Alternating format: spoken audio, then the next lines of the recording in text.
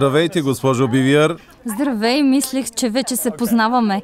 Добре, минахме през няколко удивителни, уникални сесии, на които ти говори за толкова много области на Святия Дух. Но има някои въпроси, за които знаехме, че няма да стигне времето да отговорим. Сега бих искала да отделим малко време, за да адресираме някои от нещата, за които хората биха искали да чуят малко повече.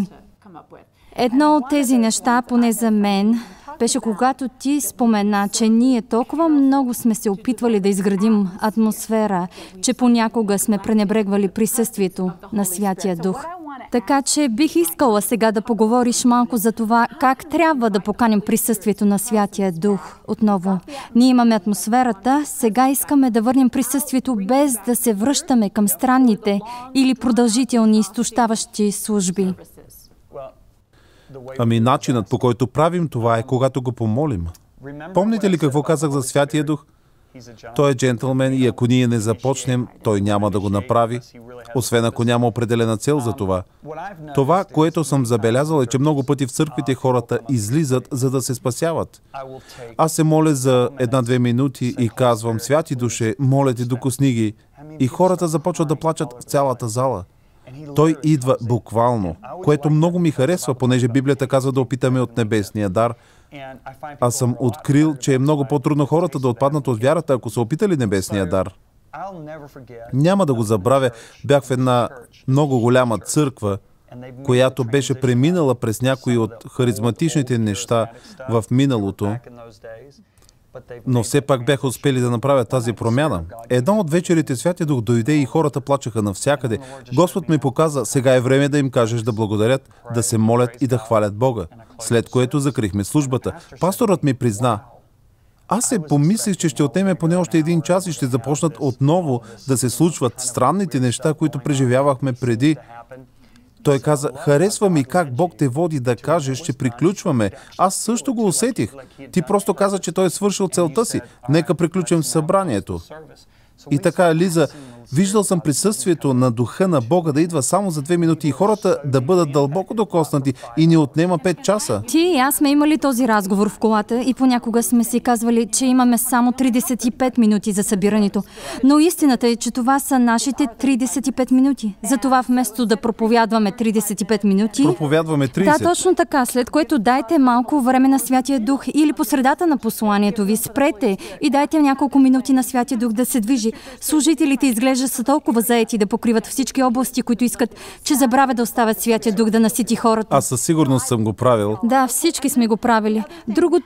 Другият въпрос е свързан с ролята на Святия Дух. Ти говори доста за това наистина. Говори за молитвата на езици и за изпълването със Святия Дух. Но бих искала да разясниш въпроса малко повече. Ти каза, че Святия Дух ще ни изпълни. Ние разбрахме това, но какво да кажем за моментите, в които Той ни забранява нещо? В книгата Колосяни се казва: нека мирът на Христос управлява сърцето ви. След това се казва в книгата Римляни 8 глава, че които са водени от Божия Дух, те са Божии синове. Ако погледнете думата синове тук, синове и дъщери, тя е думата хиос, което означава зрели синове. Не всеки християнин е воден от Духа. Много се водят от своите емоции, интелект, ситуации или обстоятелства. Той казваше, че зрелите синове ще бъдат водени от Духа. Как ни води Той? Духът свидетелства в нашия дух. С други думи да кажем, че искам да отида в някой град, но усещам дразнещо, сърбящо чувство в себе си. Случвало ли ти се да отидеш някъде, да, където не е трябвало да ходиш? Да. И какъв беше плодът от това? Плодът е, че след това съм си казвал: повече никога няма да го направя. Пълен провал. Било е ужасно. Научил съм, че ако имам такова усещане, просто не трябва да го правя. Не е задължително да отменям цялото служение. Имал съм ситуации, в които съм усещал, че Господ не иска да отивам някъде, но преди това съм обещавал на хората, че ще отида. В такива случаи казвам на Бога: Господи, Твоето слово казва, че дори да съм обещал за своя повреда, пак трябва да изпълня обещанието си. Моля те да ме пазиш, имам нужда от Теб, за да може все пак нещата да се случат. И знаете ли какво? Той никога не ме е смъмрил за това. Не е било наистина велико, но съм можел да усетя протекцията му върху себе си, докато съм на това място. Така че за мен е по-добре първо да чуя и усетя, ако не трябва да ходя на дадено място или да не правя определено нещо. И това е наистина удивително. Можете да го разпознаете. То е толкова ясно. А колкото повече ходите с него, толкова по-чувствителни ще ставате. Мисля, че говори също така за доктор Чо.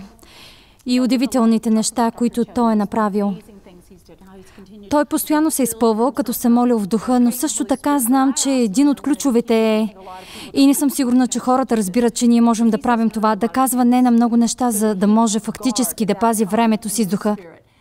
Святия Дух ще каже не на тези възможни неща, за да може Той да извърши невъзможното в живота ни. Нека спомена нещо точно тук. Ще забележите в книгата Деяния на апостолите, че те се изпълниха за Святия Дух, Деяния 2 глава, но Петър, пълен със Святия Дух, се изправи и каза, Деяния 4 и 5, да бъдем изпълнени с Духа не е еднократно нещо. То е нещо, за което Бог казва, не се опивайте с вино, следствието от което е разврат, но постоянно се изпълвайте с Духа. С други думи, като вярващи, ние не сме пробити мехове, но все пак искаме да бъдем пренаситени постоянно. Има времена в нашия брак, когато сме просто наситени с любов един към друг. Има други времена, когато сме били далече един от друг и за това трябва да се наситим отново. Разбирате ли какво имам предвид? Това е нещо, което е свързано с волята ни. Така че изпълвайте се винаги. Изпълването с духа е нещо постоянно. Бог казва също, че когато сме изпълнени с духа, това ще се изразява с псалми, химни и духовни песни. Ще започнете да пеете. Знаете ли, аз пея доста често тази седмица. Изключете телевизора. И останалите неща, които ви смукват силите. Въпрос: всички вярващи ли могат да оперират в духовни дарби или само служителите? Това е много добър въпрос. Аз вярвам, че всеки вярващ има способността и капацитета да оперира в която да е от дарбите на духа. Ако някой се нуждае от чудо, способността за извършване на велико чудо може да слезе върху всеки. Има и хора, върху които Бог поставя този дар за постоянно и той се проявява навсякъде, където те отидат да служат. Видял съм такива хора. Един от тях, когото познаваме, наистина е велик мъж на Бога. Той има дара на изцеление в живота си, особено при болести на сърцето. От цялата нация на събранията му идват хора с сърдечни проблеми и сърцето им бива изцелявано. Той има дара на изцеление в живота и служението си, който му е помогнал да изпълни призива си. Помня още един мой приятел, който ми каза, че синът му буквално се удавил в банята.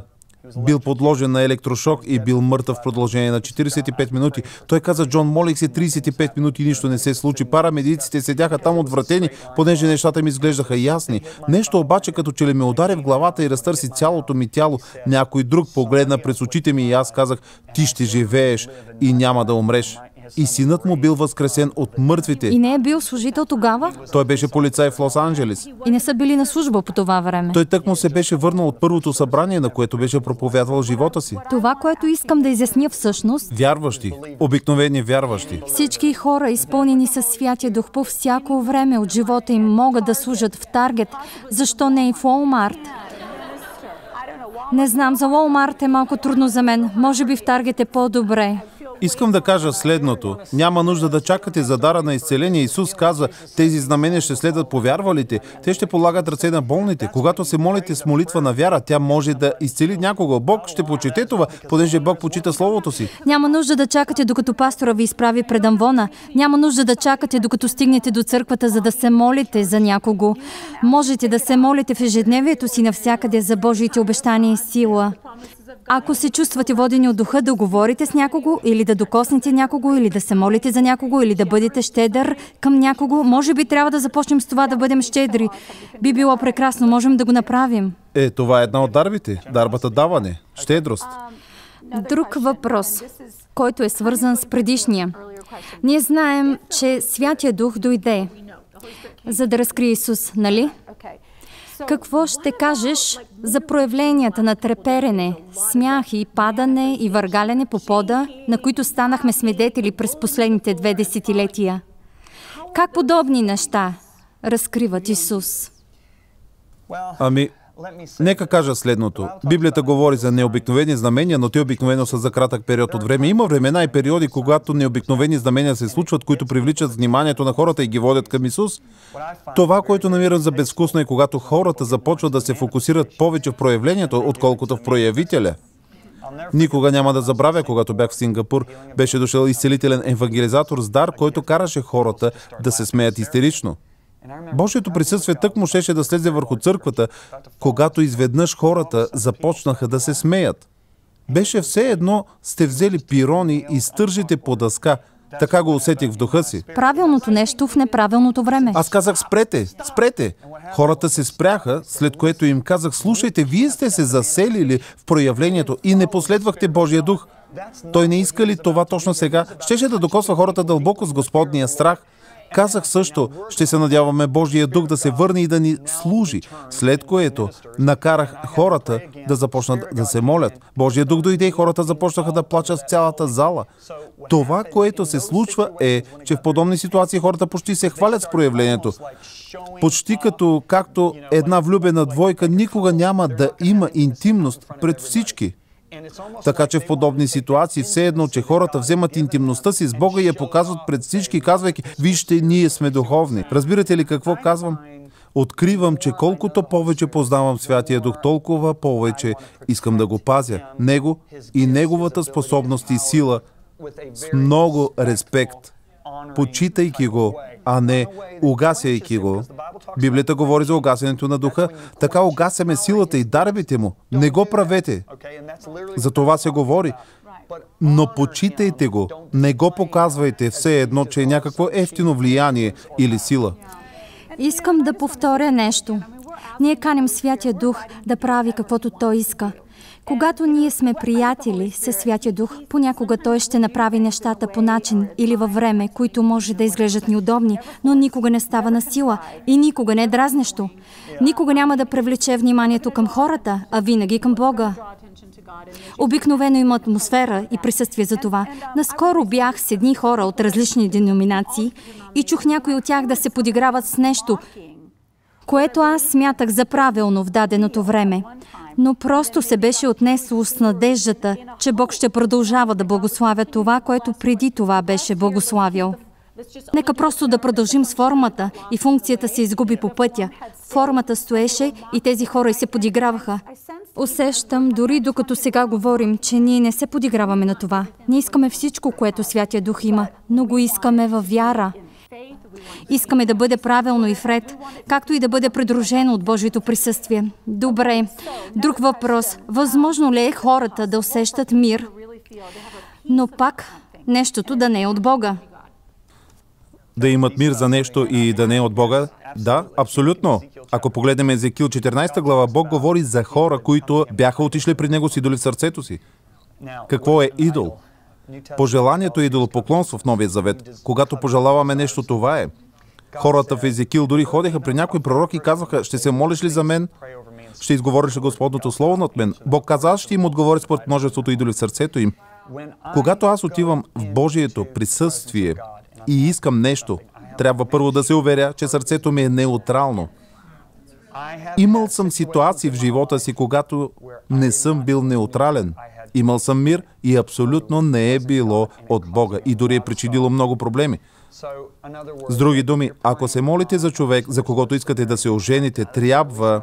Затова Лиза и аз, когато излизахме на срещи, се радвах, че бяхме в различни градове, понеже тя ме привличаше изключително много. Сигурно ми е отнело 25 от 30-те дни, докато блокирам привличането ми към нея да не е водещия фактор. Помня, че наистина стигнах до това място, когато накрая реших, че ако Бог каже не, аз ще се съглася с Него. Понеже знаех, че ако Бог каже не, това ще означава, че Той има някоя друга за мен и някой друг за нея. Когато стигнах до неутрална позиция, вече можех реално да чуя от Бога. Така че, ако усещам, че не съм неутрален, когато влизам в молитвената си стаичка, трябва първо да поработя с Божието Слово, да се моля върху това. Да работя върху това, докато стигна до място на неутралност. Мога да чуя от Бог и в двата случая, понеже ако не съм неутрален и клоня към едната посока, ще получа фалшив мир. Няколко пъти сме го правили в живота си. Когато вече сме решили, ще бъде последния начин, ще бъде тогава, ще бъде на това място, след което осъзнаваме, че нито едно от тези неща не са правилни. Трябва да изтрим цялата дъска и да кажем, Господи, нека бъде както искаш ти. Толкова хора търсят насока и искат да знаят. Всъщност ти отговори на втората част на този въпрос. Как да разберем така, че благодаря ти? На мен също ми харесват отговорите ти, така че продължавай да отговаряш, понеже носиш голяма мъдрост.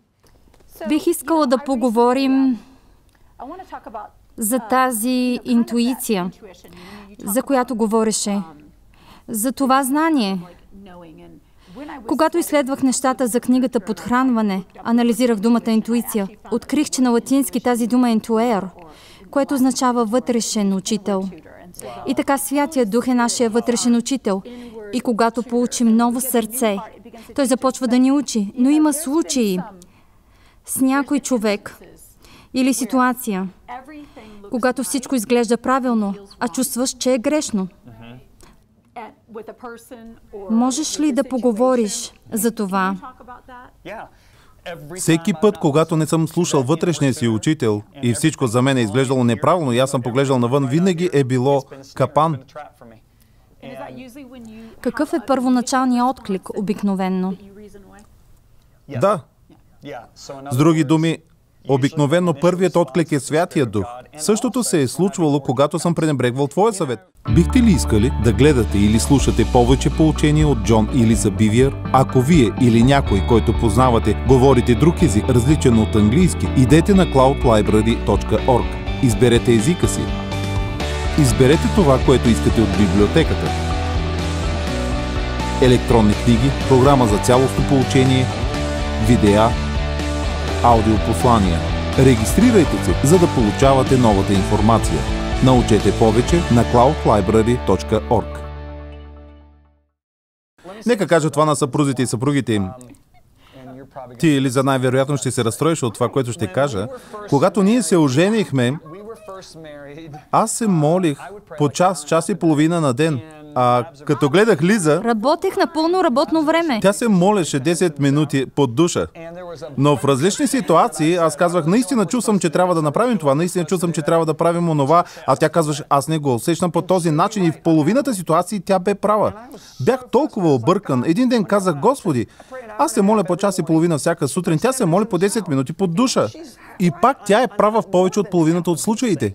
Господ ми проговори и каза, начертай 2 кръга. Това беше във времето, когато имахме хартия и моливи, а не айпади. И така начертах един кръг на лист хартия. Господ каза, постави кръстчета навсякъде в кръга. Така че аз започнах да поставям кръстчета. Той продължи, сега начертай една линия през средата на кръга. Аз отговорих, окей, начертах линията. Той каза, забелязваш ли, че долу-горе половината от кръстчетата са от едната страна на линията, останалите от другата. Той каза, когато беше ерген, ти беше завършен в мен и в себе си, но после стана една плът заедно с Лиза, така че този кръг представлява Лиза и теб. Ти си лявата половина, тя е дясната половина. Знаеш ли какво са кръстчетата? Аз попитах какво. Той отговори, това е информацията, от която ти имаш нужда, за да вземеш мъдро решение. Проблемът е, че ти вземаш решение на базата на твоята половина от информацията. Трябва да се научиш как да извличаш от жена си това, което аз си разкривам, така че да можеш да вземеш решение като глава на дома с цялата информация, която аз си разкривам. И така, моята интуиция казваше да, но това беше нож с 2 остриета.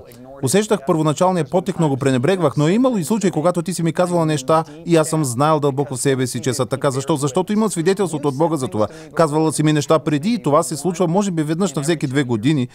Когато съм казвал, в момента не говориш, ти говори страхът и трябва да ти кажа, че не съм съгласен. Но повечето пъти, когато тя говори, вътре в себе си аз знам, че е права.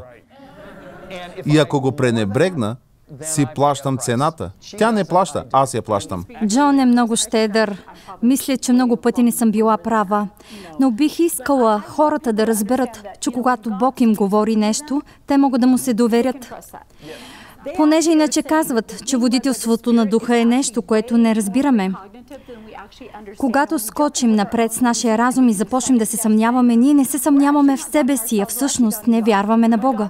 Когато Бог ни казва нещо, ние просто трябва да се съгласим и да го направим. Наскоро ми се случи да бъдем всички в един автобус. А трябва да ви кажа, че наистина мразя автобуси. Чудя се, защо изобщо все още ги имаме. Съществуват толкова нови съоръжения, защо все още използваме автобуси. Както и да мразя автобуси, бяхме в автобус на летището доста дълго време и там имаше една жена, която не можеше да намери пътя до мястото, откъдето всички ние бяхме се качили. Не можехме да открием, викахме я по име, но нея нямаше. Изведнъж видях жена, която подскача нагоре, надолу и маха с ръце в далечината до такситата, а не там, където трябваше да бъде. Исках да й се ядосам, понеже си помислих, какво правиш там, седя в този автобус вече 40 минути, но веднага, що ме погледнах, си помислих, че я обичам. Като че ли стана сърдечна връзка и си помислих, обичам тази жена. Веднага, що ме видях. Имаме толкова здрава връзка. Бог ще ви даде подобни здрави връзки, които в естественото изглеждат напълно невъзможни. Явно, че беше от Бога, понеже иначе мразех автобусите. Но напълно я обикнах. Днес получих много хубав имейл от нея и тя казваше: ти нямаше идея, че ме беше възлюбила моментално. Но тази твоя постъпка ме накара да почувствам Божията любов в един от най-самотните моменти в живота ми. И така, нека бъдем хора, които се движим според такива връзки, а не според средата около нас. Имало е случаи, когато ти си ми казвал: Лиза, не усещам добре нещата спрямо този човек. Но аз отговарям: скъпи, ти просто не си жена. Ти не ги разбираш тези неща. Аз ги разбирам. Той ме предупреждавал 3 или 4 пъти и когато не съм те слушала, аз също съм си патила. И така, Святия Дух, интуицията. Нека кажа следното, понеже дойде в духа ми. Защо Варнава и Павел не взеха решението? Защо трябваше да ходят в Иерусалим и да се събират всички останали? Понеже Бог ни обединява и когато хората са събрани заедно, се случва нещо. Правилният отговор от Бог идва, когато сме заедно по този начин. Като съпруг и съпруга, ние сме едно. Когато сме в единство за нещо, наистина ще получим правилния отговор. Като женени двойки, уверете се, че разбирате това. Да, точно така. Каква е разликата между дарбите на духа и плода на духа? Кое от двете ще ме закара на следващото ниво? Трябва да разберете, че дарбите на духа са нещо, което Бог поставя върху живота на човек. Няма нужда човек да ги култивира или развива. Единственото нещо, което трябва да се култивира, е начинът, по който оперираме в тях. Но добротата си е там и тя оперира. Плодът на духа трябва да бъде култивиран. Нека го кажа последния начин. Дарбите се дават, а плодът се култивира. Плодът на духа идва в резултат на живот, воден от духа. Когато ние живеем в духа, ще ходим в духа. Плодът от това култивиране на плода на духа е, че ще бъдете човек с по-голяма радост, мир, търпение и любов. Тази любов ще се излъчва от вас, понеже ходите в духа. Това е вашият личен живот, нали? И това е основата, която ще ви предпазва в служението. Дарбите на духа са за вашето служение. За съжаление, има хора, които ги желаят повече от плода на духа. Аз съм се молил и казал на Бога: Господи, не искам никога дарбите, които си поставил в живота ми, да надвишават плода, който съм изградил. Исках да се помоля по този начин, за да мога да бъда успешен, понеже това, което се случва, е, че хората започват да преследват дарбите. Помнете, Библията казва: преследвайте любовта, копнейте за дарбите. Но много хора преследват дарбите, нали? Те преследват дарбите и пренебрегват любовта, т.е. плода на духа. Това, което се случва, е, че понеже те нямат необходимия характер, същите тези дарби ги унищожават. Знаете, че Юда също гонеше демони, нали? Изцеляваше болните. Когато Исус изпрати 12-те, това означава, че изпрати всички. Юда е в ада.Исус каза, че е по-добре той изобщо да не се беше раждал. Дарбите оперираха в живота му, но очевидно в същото време той пренебрегваше плода на духа. Това изглежда е много сериозен въпрос. Защо някои хора оперират мощно в проповеднически дарби или дарби на чудеса, или харизматични дарби, а в същото време плодът в живота им е толкова противоположен на дарбите, които се изявяват чрез тях? Как става това? Става, защото просто трябва да погледнем Валаам. Пророчествата на Валаам са част от Библията. Той имаше дара на пророкуване в живота си. Неговите пророчества се намират в Библията, ние ги четем, те са в Божието Слово. Но в крайна сметка Бог накара хората да убият Валаам с острото на ножа, понеже той беше нечестив и непокорен на Бога. Саул беше много луд. Говоря за цар Саул. Беше напълно луд. Той преследва Давид, Божият помазаник, за да го убие. Но в същото време пророкува цял ден с пророците. Дарбите, които оперират в живота на човек, не говорят задължително за Божието одобрение. Исус заяви: много ще ми кажат: ние гонехме демони в Твоето име, ние вършихме чудеса в Твоето име, ние правихме велики знамения в Твоето име, ние пророкувахме и проповядвахме Твоето име. А той ще им отговори: махнете се от мен, аз никога не съм ви познавал, вие вършите нечестие. С други думи, вие не изградихте плода на духа в живота си. Господ ми проговори един ден и каза: не забелязваш ли, че те не казаха, например: но ние хранихме бедните в Твоето име, ние посещавахме затворите в Твоето име. Господ ми каза: този вид хора култивират плода на духа. И така, когато вие култивирате плода на духа, това е гаранция, че ще стигнете до края безопасно, понеже когато всичко това започна за мен, и това е наистина много добър въпрос, аз работех за една огромна църква. Работех в църква, която беше една от най-известните църкви в света, където идваха най-великите говорители, както и някои не толкова известни, изобщо всякакви проповедници. Това, което ми правеше впечатление, е, че имаше хора, които като дойдеха, имате чувството, че Исус седи точно до вас. Те ставаха и проповядваха и усещахте все едно Исус проповядва, изцеляваха и всички бяха в захлас. Имаше и такива, които когато идваха, човек започваше да се чуди какво е станало. Дори си задаваш въпроса, защо се чувствам толкова мърсен. Защо говорят по този начин? Те се изправяха на платформата и хората отново биваха изцелявани. Аз седях и се мисля, Господи, не го разбирам това. Какво става тук? Как може да се държат по този начин с мен в колата, а след това да се изправят на платформата и хората пак да бъдат изцелявани? А хората се изцеляваха наистина. Не говоря за някакви фалшиви чудеса, а за истински изцеления. Силата на Святия Дух присъстваше. Тогава Бог ми показа, че Юда също гонеше демони, изцеляваше болните и вършеше чудеса, но Юда е в ада. Валам пророкува, но и той е в ада. Саул пророкува, но нещата не завършиха добре и за него. Не знам къде е той и не искам да спекулирам. Но тогава Господ ми проговори и каза, Божието помазание, Божиите дарби върху живота на човек не са задължително белег за неговото одобрение. Ще ги познаете по плодовете. По плодовете. Значи, за да обобщим и за да бъдем напълно ясни, би ли казал, че дарбите са нещо, което идва върху живота на човек, докато плодът е нещо, което се развива вътре в живота на човека? Да, това е чудесен начин да се каже. Значи ти говори за това да бъдем водени от това кадифено чувство, както и когато не се чувстваме добре за нещо. Говорихме за свидетеля, говорихме за интуицията, говорихме за това просто да продължаваме да се молим. Но ще можеш ли да поговориш малко за другите начини, по които можем да бъдем водени от духа? Начините, които Бог всъщност използва, за да говори на хората си. Понеже знаем, че това, да го чуваме с ясен глас, не е толкова често срещано явление. Наскоро дори чух, че Бог говори на хора, които единствено четат Библията. И така, ти вярваш ли, че Бог говори? И дали Той говори единствено в съгласие с Словото си? Ако можеш да определиш някаква рамка за това, понеже имаме поколение, което си мисли, че Бог не говори вече. Ами, първо Павел каза към коринтяните, вие следвахте немите идоли. За нас ням означава глупав, но тук смисълът е, че не могат да говорят. С други думи, боговете, на които служиха коринтяните, не можеха да говорят. Павел каза, че разликата е, че нашият Бог говори. И той говори ясно. И така, как говори той? В Новия Завет откривам различни начини, по които Бог ни говори.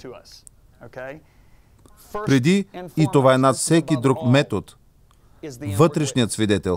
Това е кадифеното чувство, за което говорихме. Това е най-често срещаният начин, по който той ни говори. Повече отколкото чрез Словото. Не, чакайте малко. Словото е мерилото. Ако получиш кадифено чувство, което не е в съгласие с Словото, изобщо не го слушай това чувство. Най-вероятно ще си подходила с неправилния мотив в сърцето. Трябва първо да се върне балансът. Словото е винаги структурата. Словото е мерилото. Основата и структурата. И така, вътрешният свидетел е номер едно. Второ, тихият и нежен глас, за който Библията говори. Исус каза, моите овце познават гласа ми. Божия дух говори това, което чуе. Той говори това, което Исус казва, със същия нежен глас. Нека ви кажа следното. Някои хора са попаднали в робство, понеже следват различни гласове. Но проблемът е, че нямат вътрешен свидетел. Чуват нещо, но няма кой да засвидетелства за истината му. Открил съм, че винаги, когато съм чувал Божия глас, свидетелят го съпътства и всичко е свързано с Словото. С други думи, градим основа тук. Слово, свидетел, глас. Така че ако чуете глас, но няма свидетел, не слушайте гласа. Бил съм в събрания и хора са ми пророкували, но не е имало нито присъствие, нито вътрешен свидетел. Поставям подобно пророчество на лавицата. Понякога дори го пренебрегвам напълно. Следващият начин, за който Новият Завет говори, е чрез сънища. Виждаме Павел, в чийто сън един македонец му казва, моля те, ела и ни помогни. Това беше Святия Дух, който показваше на Павел, че трябва да отиде в Македония. Той се опита да отиде в Витиния, но Бог не му позволи. Опита се да отиде и на друго място, но Бог отново не му позволи. След това той сънува македонеца, който му казва, моля те, ела и ни помогни. Това са сънищата. Понякога Бог ще говори на някои хора повече чрез сънища, отколкото на други. Знам, че това е истински и мощен начин Бог да говори на жена ми, чрез сънища. При мен това е доста по-рядко, но пак се случва от време на време. При мен е повече чрез вътрешния глас, тихият и нежен глас. Следващият начин, за който Библията говори, е видението. Видение е когато Бог говори буквално. Павел имаше видение. Той каза, не си спомням дали беше в или извън тялото. Не знаете дали сте в или извън тялото си, но виждате в духовния свят. Това се нарича видение. По този начин нашият пастор освободи Лиза и мен за служението ни Messenger International през 1989. Той дойде при персонала и каза, имах видение с нощи, беше като че ли го гледах на телевизионен екран. Видях един от вас, пастори, който вече няма да бъде част от персонала ни. Ще пътува навсякъде и ще бъде благословение за Христовото тяло. И този човек си ти, Джон Бивиер. Бог ми беше говорил същото нещо в молитва. Още 8 месеца преди това, така че това беше потвърждение. Последният начин, по който Бог ни говори според Новия завет, е чрез транс. Ако се изпомняте, Петър се качи на покрива да се моли. Той беше много гладен. Аз също съм в момента. Ето какво се случва, като сте гладни. Изпадате в транс. Той изпадна в транс. И какво стана в транса му? В транса сетивата биват суспендирани. Разликата между транс и видение е, че във видението сетивата ви са на лице. Във видението можете да се движите. Когато Павел отиде на небето, когато Йоан отиде на небето, те се движеха там. В транса сетивата ви не работят. Вие виждате нещо и просто чувате Божия глас. Стани, Петре, коли и яш, нали? Познавам хора, които са изпадали в транс. Няма да отделям повече време за това, понеже времето ни привършва. Някой може да каже, какво ще кажеш за поставянето на руно? Поставянето на руно е старозаветна практика. Трябва да прекарате всичко от Стария завет през кръста. Кръстът или ще потвърди, или ще ревизира, или ще отхвърли нещата от Стария завет. Аз вземам поставянето на руно и го прекарвам през кръста и виждам, че кръстът не го приема, понеже Библията казва, които са водени от Божия дух, а не които са водени от руно. Трябва да имате предвид, че хората в Стария завет нямаха Святия дух вътре в себе си, така че те искаха Бог да ги води чрез поставянето на руно. Аз лично не препоръчвам поставянето на руно в Новия завет. Вярвам, че е окей, но трябва да се уверите, че най-вече сте водени от Словото и от вътрешния свидетел, понеже поставянето на руно е в физическата област, а ние не трябва да се бъркаме с нея. Ние сме призовани да живеем в духа и да ходим в духа. Всъщност бих искала да прибавя нещо за физическата област. Мисля, че това бяха отговори според духовната област. Освен това имаме много ясен призив, ако видим брат си в нужда, да не затваряме сърцето си. Така че понякога нямаме дори нужда от глас от небето. Понякога просто трябва да видим нуждата или да чуем за нея. Когато чухме какво се случваше с книгите, че хората късаха страници от тях, запаметяваха ги и ги предаваха на други хора, ние си казахме, как бихме могли да затворим сърцето си? Не можем, не бяхме ги видели. Но го чухме и си казахме, ще откликнем. Трябва да занесем тези послания на пасторите. Когато чухме за трафика на момичета, Бог не ми говори, но аз си казах, Лиза, трябва да помогнем. Прочетах за това в едно списание. Видях го, когато бях там. Някои хора търсят знак или транс, или видение, или сън, когато Библията казва, ако видиш брат си в нужда. Така че започваме с братята в нужда, започваме с християните в нужда, започваме с хората, които можем да видим, да докоснем, да чуем гласовете им. Не трябва да затваряме сърцата си. Откривам, че всеки път, когато ние откликнем към това, което виждаме в естествената област, Бог ни се доверява с повече и повече от духовната област, понеже казва, виждам, че си верен с това. Мога да ти се доверя с още малко от областта на вярата. Скъпа, имаме малко повече от минута. Може ли да се молим за нашите приятели и партньори? Ще се молиш ли за тях? Добре, аз ще започна. Ти ще завършиш. Небесни Отче, ние ти благодарим, че в последните дни ти каза, че синовете ти и дъщерите ти ще бъдат водени от духът ти. Според Деяния на апостолите 2.17, това поколение ще ходи във видения, сънища, чудеса и знамения. Така че, Отче, нека бъде Твоята воля. Молим Те точно сега да ни изпълниш с духа си. Дай ни очи, които виждат, уста, които говори, сърце, което е достатъчно широко, за да вярва, и смелост, Отче, да се молим с силни молитви и небето да завладее земята. Искам сега Вие да отворите очи и да погледнете към екрана. Татко, в името на Исус, аз се моля за моите брати и сестри, които ни гледат сега. Първо и преди всичко говоря на робството. Заповядвам да бъде разчупено в живота ви. Говоря на болестите. Заповядвам ви да бъдете разчупени. Заповядваме всяка мисъл, всяка идея, която издига себе си срещу Божието знание, да бъде унищожена и съборена. И сега освобождаваме Лиза и аз заедно присъствието на живия Бог. Бъдете изпълнени с духа, в мощното име на Исус и процъфтявайте в дарбите, които Бог е поставил върху живота ви и в вашата сфера на влияние. Татко, Лиза и аз посвещаваме тези хора в ръцете ти сега, в мощното име на Исус. И всеки нека каже амин.